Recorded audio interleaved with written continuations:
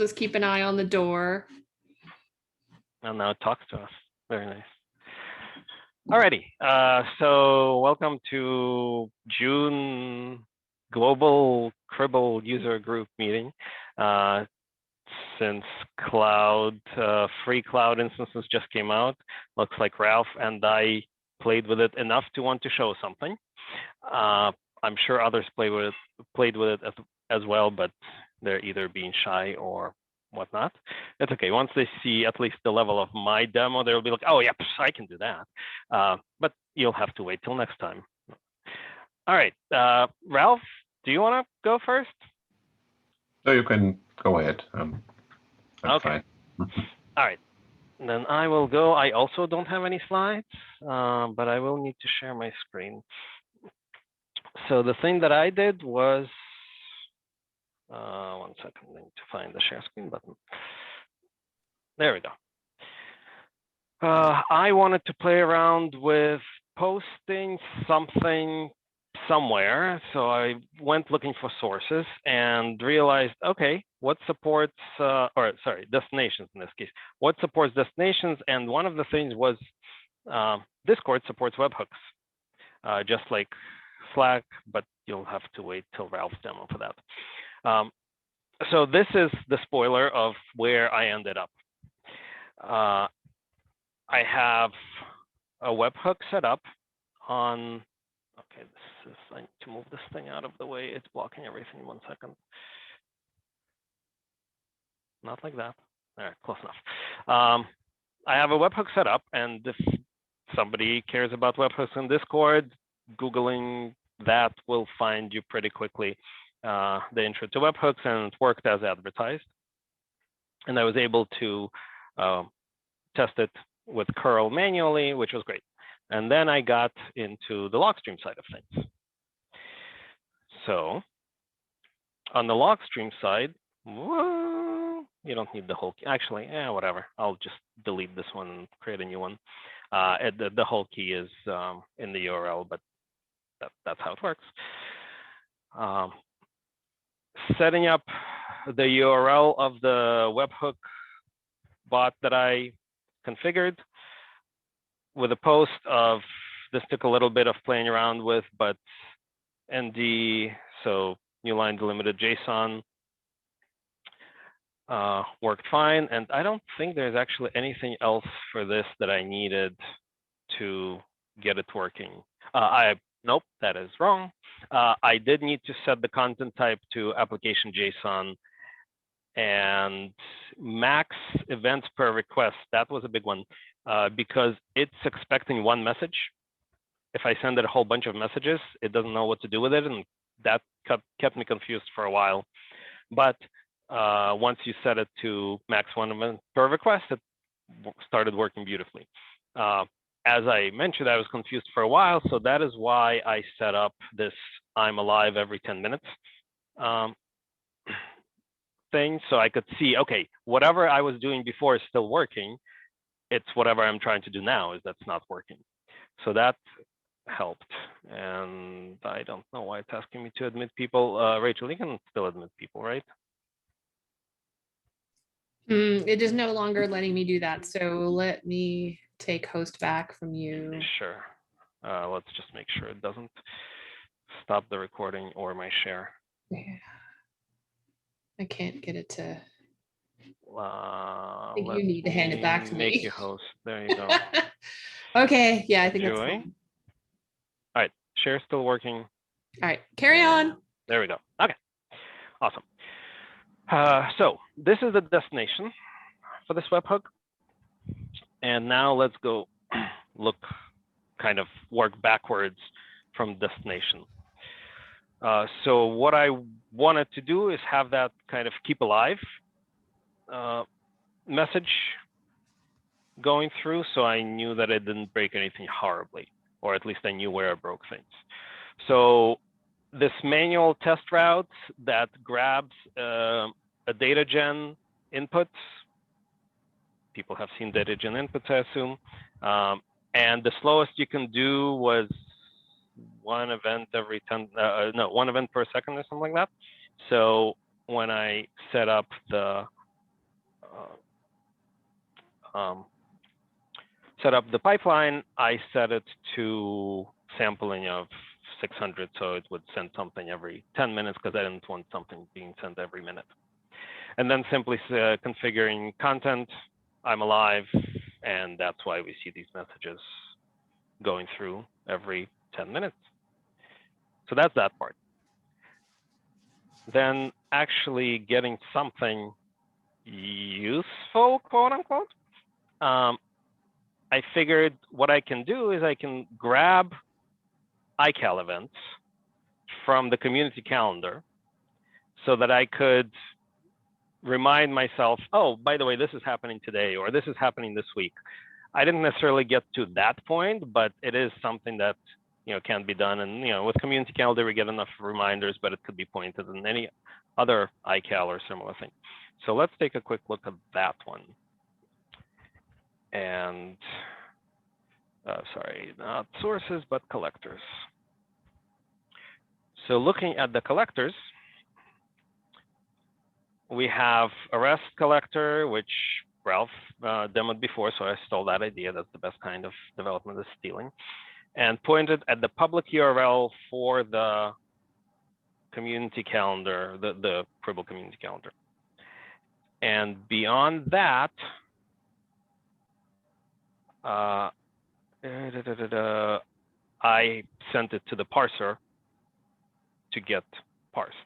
So taking a look at that, the first thing we're doing is actually, sorry, that's not the parser.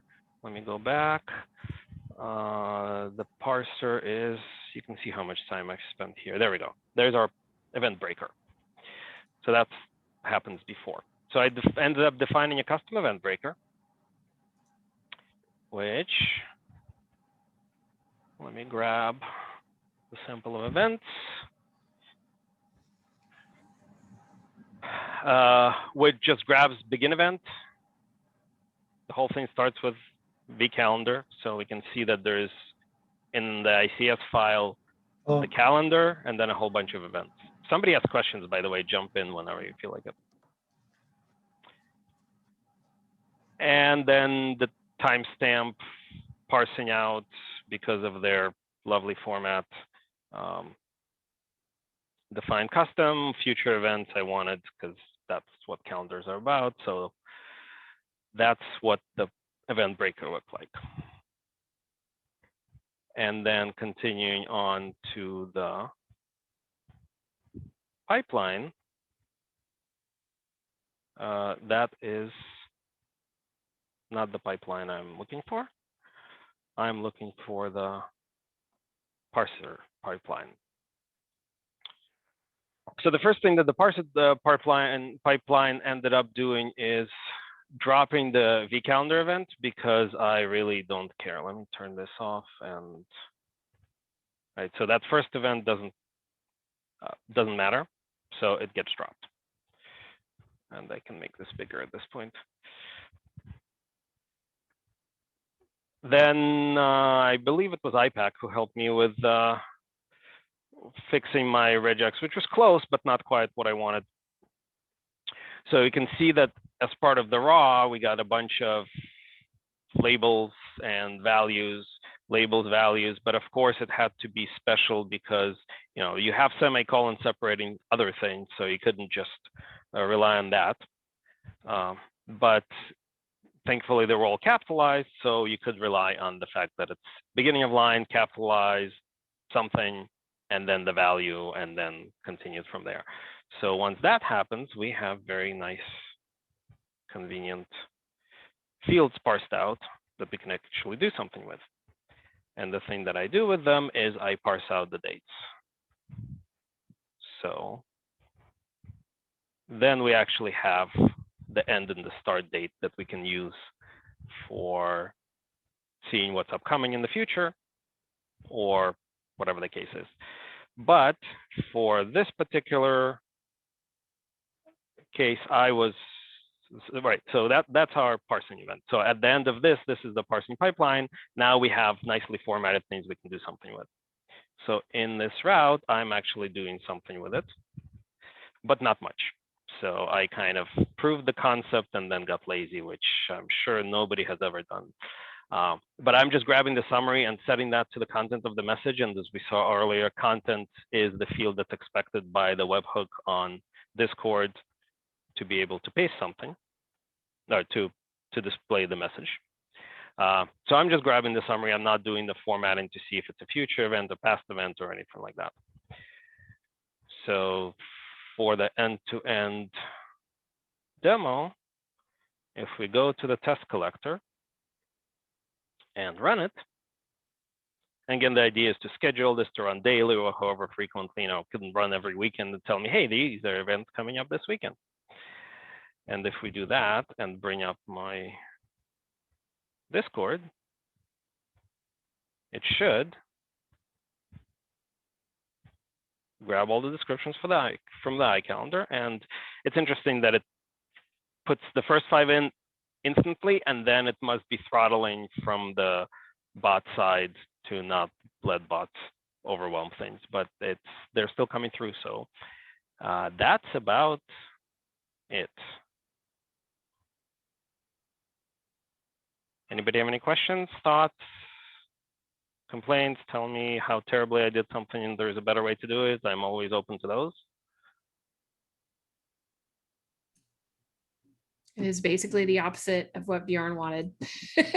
The other way around. Yeah, well, you know, we can see that demo next time, right, Bjorn?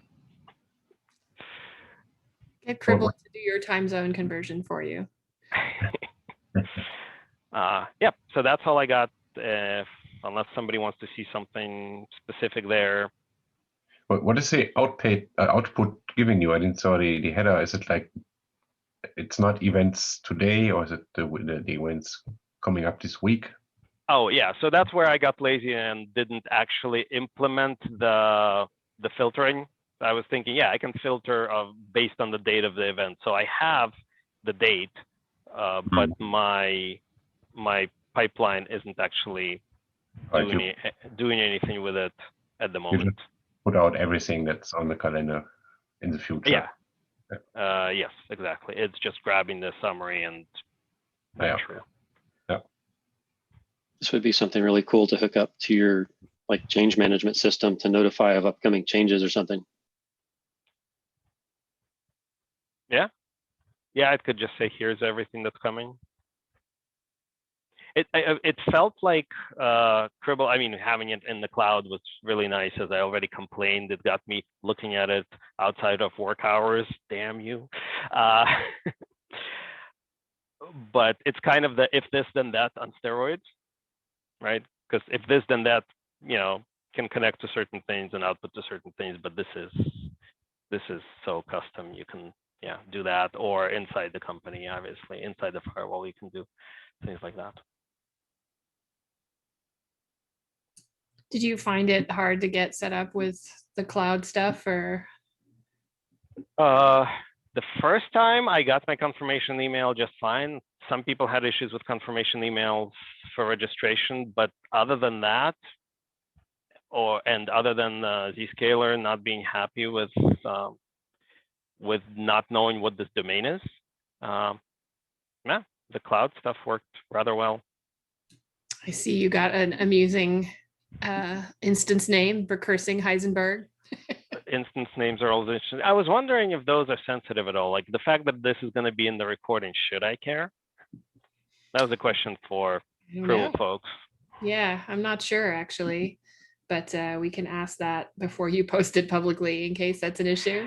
Whatever. I'll just blow this one away. I'm sure somebody can help me with that. Yeah. Absolutely. I guess if sharing the URL is enough to cause an issue, then they would want to know earlier than later. There we go. All right, so whoever is watching this video, hack this instance.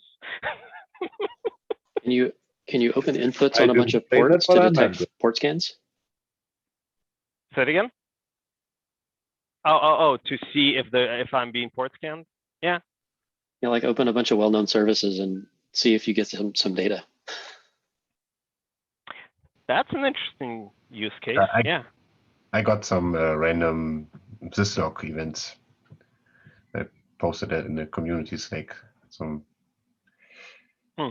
searching that string that they sent me led me to some discussion about an old attack where printers started to print out this line. So if a printer would get that cookie or whatever it was, it could happen that it printed that line. But it was only like a dozen, so like 10, 15 events over a week. So yeah, that's a good idea. Open up some ports. Somebody will hit them. All right. Well, if there are no other questions, I'm going to stop sharing and hand it over to Ralph. yep. So it's pretty much the same or similar. Screen one. Yes. Okay, I made the screen smaller so you don't get the whole cookie. It's my destination is a Slack webhook. I guess the only difference is that the content type is application JSON, and what I found out is that it has to have a field called text, and in this field, content that you want to send to this Slack webhook needs to go to the text field. So that's happening in the pipeline. So destination is a Slack webhook, and source, the one I can make it bigger now. The first thing I already showed in a user community meeting. Wait. Source. Oh, collector. I'm sorry. See, I already learned something. You know how I set my content type in a custom way, but apparently if I used custom instead of new line delimited, then I saw you set it right in on the general settings screen. Yeah. So the first thing, I already had this source and another log stream. It's just grabbing. Can I remove this thingy here?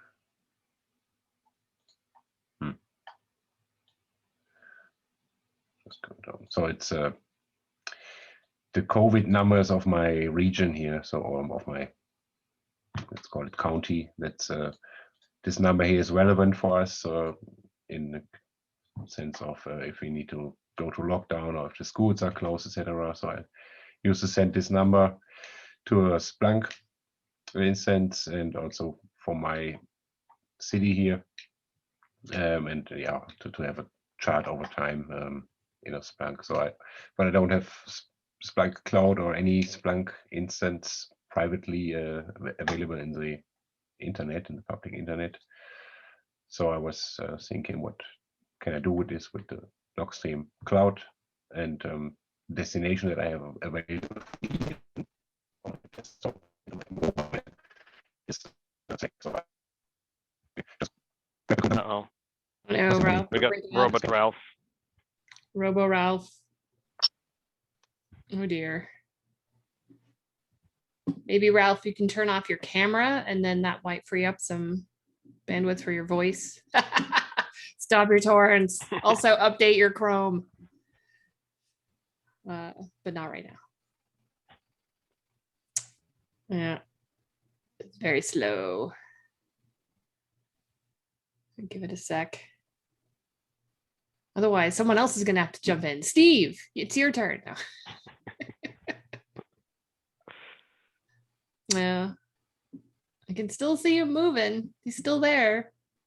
Oh, well. Yeah. Damn it, internet.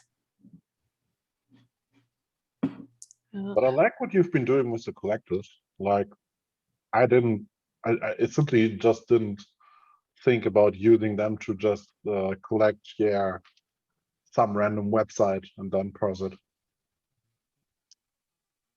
We've actually got some interesting use cases in the demo environment that we don't really show very often, but one is using a collector to pull in things like speed test. CLI and MTR output, as well as shell metrics. So you can literally, there's a dashboard in there to check out your home network speed and track it over time. There are a lot of cool things you can do with collectors for sure. I'm already thinking, I wonder if I can push data into a Google spreadsheet. I think that's possible. And then, because as Ralph, I don't have an instance of Splunk in the cloud that's free because they're not that generous. I think I'm back, by the way. My CPU Yes. went crazy, and I switch off my cam for the moment. Maybe that helps. Yep, that seems Yeah, to I can have hear done you it. now. Carry on. Yeah, so I grab this two numbers for my, let's call it county and my local city here, and parse it in a pipeline.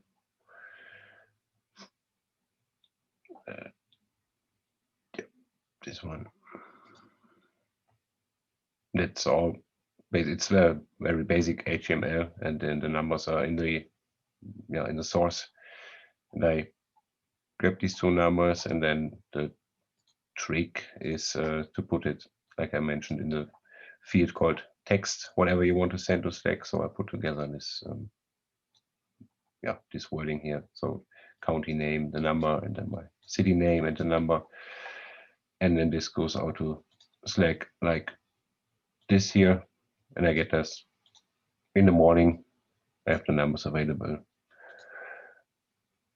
It was my personal play around with logstream use case. It helps a little bit because this number here is available on many COVID pages, but for my local city here, it's only mentioned on this site here and not historically in a chart or something. So I have it now archived also here in my Slack. Yeah, it was one thing. And then because we talked or chatted about it in the community, I was wondering if I could do a price alarm pipeline. I wanted to do it with Amazon because many people use Amazon, but I didn't have the time. It seems like Amazon needs some certain user agent and probably something more to give me the HTML. The price is given in the HTML. If you look at some product, it's not behind some Java call or something, but if you do the REST call, you get a 503 and sorry, we couldn't load this item or something. And I didn't have time to play around to get it to work. So I went and found some random store with a goat cup here. And the price is also in the HTML, and the HTML is coming if you do a REST call. So it's still called Amazon because that was my approach, but didn't change the name because it's not possible. So the input is the URL of what I just showed you of this goat cup, and that's it for the source basically, or collector in this case, and the pipeline again. Goat cup price alarm, yes. There's a bit more. I don't go through it in detail. I think I put it in the description. So it regex the price out of the HTML and puts it in a price field. Then because it's given with a comma, the numify function fails to numify it. So I replace it with a dot. Then I numify it. So because it was a string after these two functions.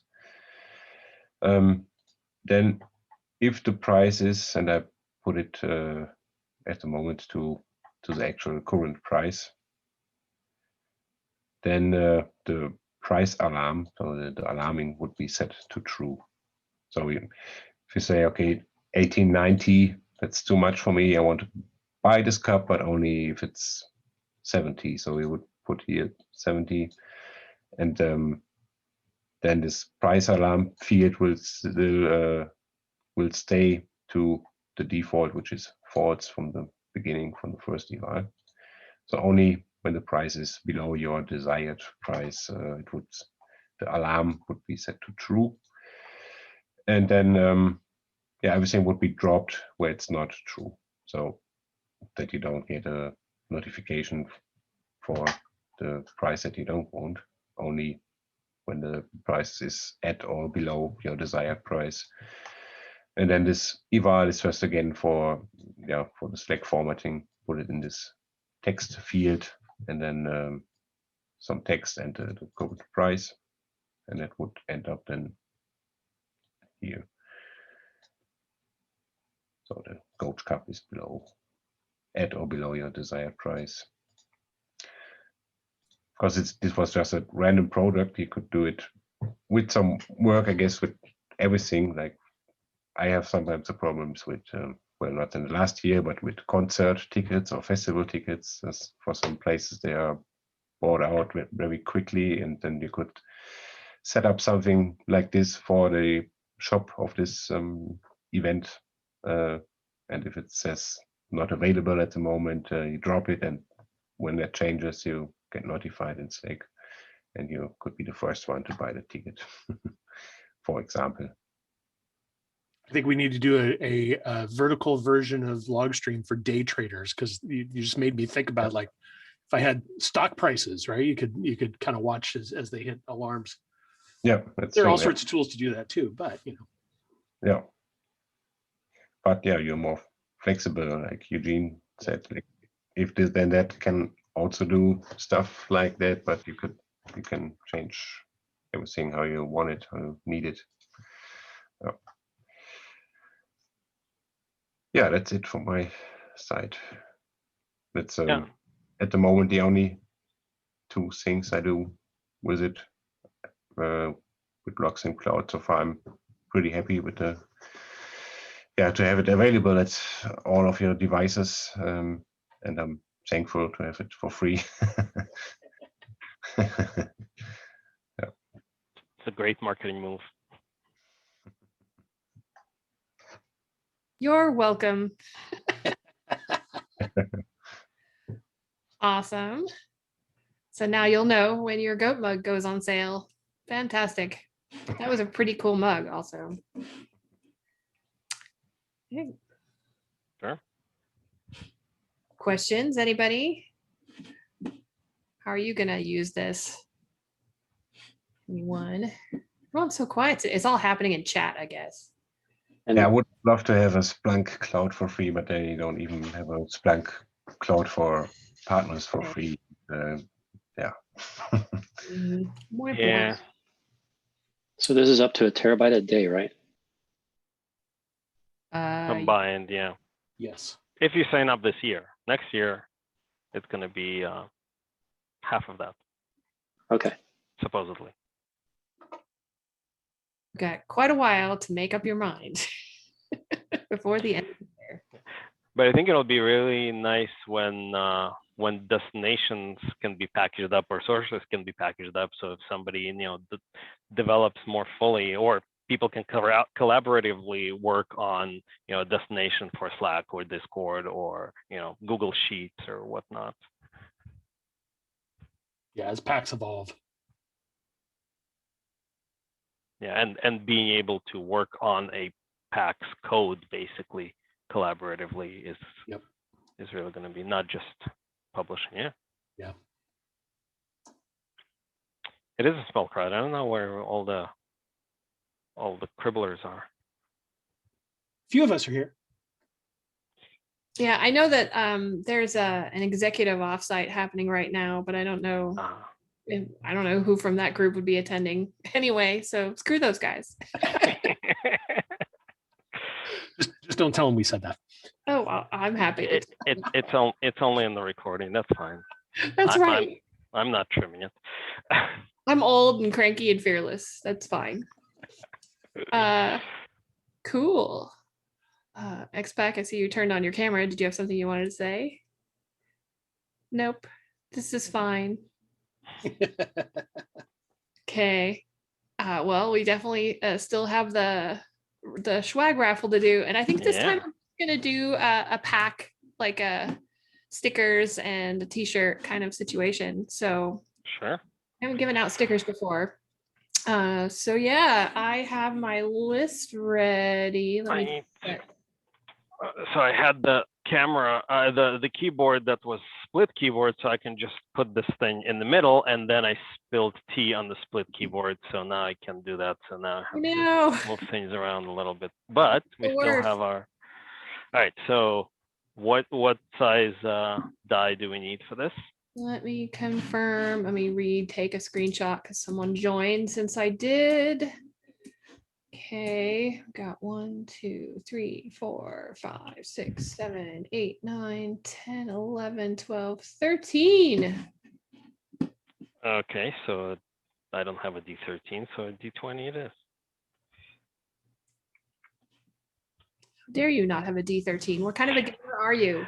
Actually, I lied. I have a D13 for DCC, but it's downstairs. So yeah, I was like, you play Dungeon Crawl Classics. Yeah. You're right. Ridiculous you're right. set of All dice.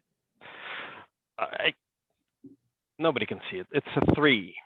It's a 3. The 3 is Aleem. And you won last time too, didn't you? You're awesome. Let's go. All right, Aleem. Next, let's do 2 more. All right. That's 5. That is Ben Marcus. Hello, Ben. You are on mute. But if you message me with your mailing address and phone number, I will arrange to have stuff sent to you. Oh, he cannot accept any gifts right now. So let's move on. Let's do it again. Another roll. All right. Thanks for letting me know. It's a 9. Gareth Humphreys. Woo! Oh, someone is trying to arrive. Too late, Scott. You're not going to be part of this. So yeah, Gareth. Also, I may already have your info. I'm not sure, but remessage it to me so that I don't lose it. And then we'll do one more, and I guess Scott will be number 14. All right. It's 17, so we'll reroll. 20, I critted, so I should get all of it now. You get all of this swag. It's 3 again, so we'll reroll. Liam, you're such a winner. 18 is too high. Oh my God. There we go. 6. 6. Craig Bowser. All right. All right. Same instructions apply. Message me on the community Slack with your mailing address and your phone number. Promise we will not call you unless there's something to do with your package. And then you'll get a bundle of Cribl swag in the mail. I'm hoping we're going to get some new stuff soon too, but I know we've been really busy. So awesome. I wanted to let, and Aleem's here so he can announce this, but we're getting ready to kick off EMEA user group that will be in a more EMEA time zone friendly time. It will be at the end of August. We're still in the final phases of planning, but I think we're pretty clear on the date and time, right? Yeah, absolutely. And the good news is we have, I think, 5 co-leaders. So once we get the EMEA working, we can then sort of go country, city, whatever. But it's a great bunch of co-leaders with tremendous support from Rachel. So hopefully it's going to be awesome. Nice. All right. So yeah, we'll get that into the community calendar and be making some announcements about that. And yeah, that'll be quarterly until further notice, until the universe recovers. I don't know. I like having them online. The more people can attend, to be honest. Yeah. Yeah, I don't see that part going away. Mm-hmm.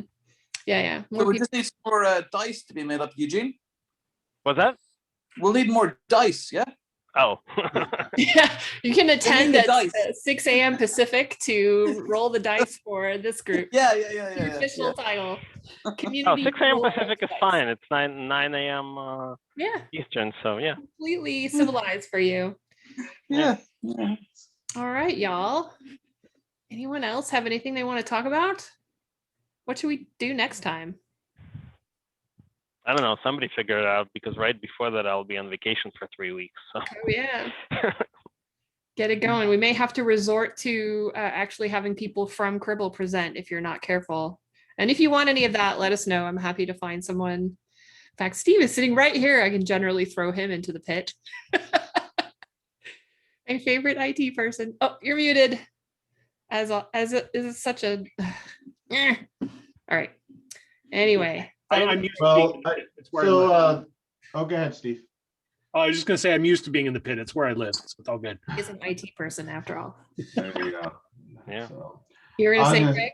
yeah, I'm gonna say so. I just started using Cribl, playing with it both personally and professionally. And one of the things I definitely am trying to do personally is split a feed. So I've got, for instance, I've in my home lab, I've got a Suricata box, and I would like to split the feed between both going to Splunk and going to Elastic. So Yeah. that would be interesting to see. Just having some trouble with some of the syntax and the order of operations in the pipeline to get that working right. So that would be interesting to see going down the road.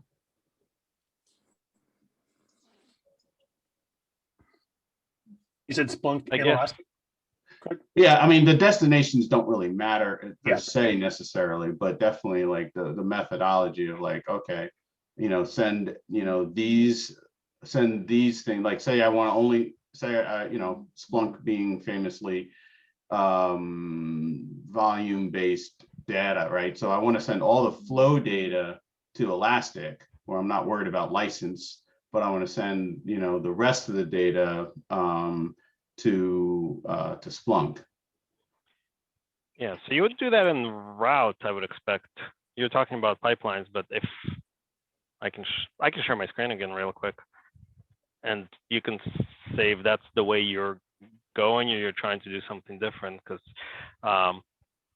once you're in the routes, you can have different routes pick up different parts of it, or pick up all of it, and then send it to whatever destination you want. So you can have true on 2 different routes, right? And then everything is going through. Or if you want to filter it here, or you can filter it like Ralph was showing, dropping events.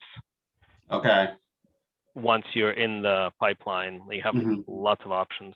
And with the routes, just remember that unless you specify final, you're getting a copy of that. So you said you wanted to split the streams.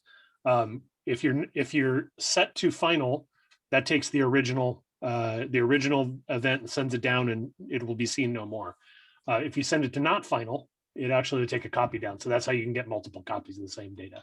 Okay. Another trick I've been playing with, mostly with collectors for, I did it specifically for a collector I'm doing around a number of AWS content types. And I'm actually in the pipeline, I'm generating metrics off the data, and I want the metrics and the logs to go to different places. So in the output, I'm using an output router, and I'm defining rules there to say, hey, if this is a metric, if the metric field is there, use the output router to do, or send it to Influx. And if it's not there, then go ahead and send it to Splunk or Elastic or whatever. Okay.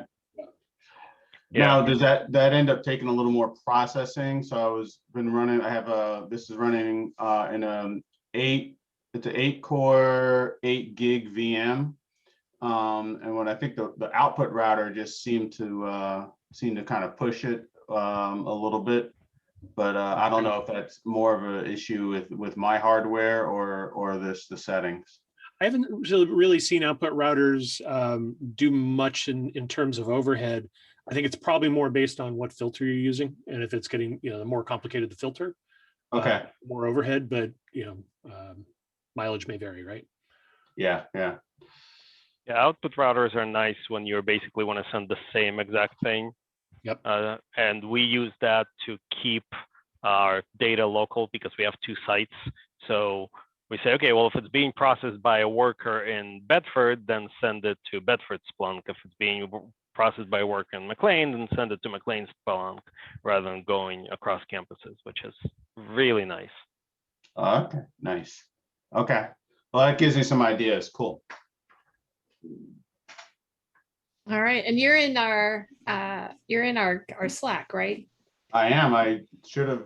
Yeah. I believe I sent you a DM for. I that. checked it, but too many Slacks. I have literally 16 Slacks in my client right now. So apologies. So Wow, I thought it was bad with 5. Geez.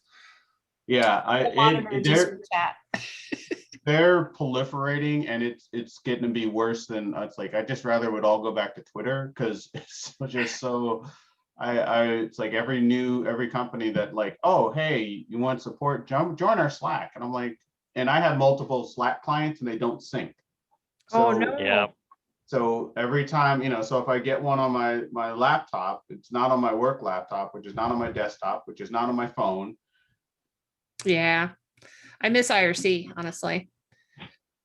FNet, everyone was there, except for everyone who's now sad about FreeNet. Yeah. Meh.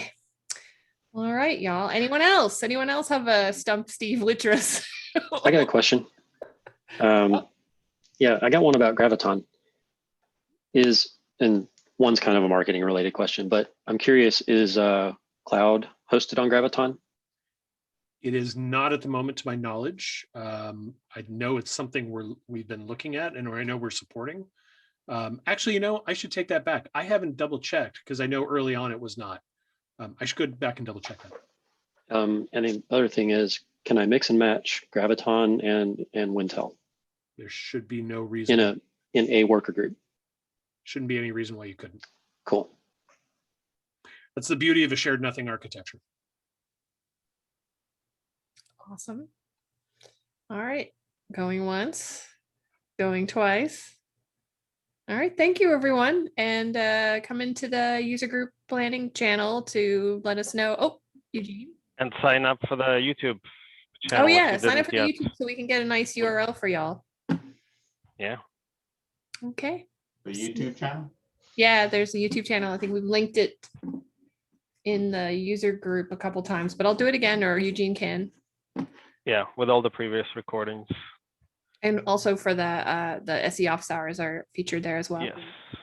Yes, with a link to that as well. Yeah. Nice. All right.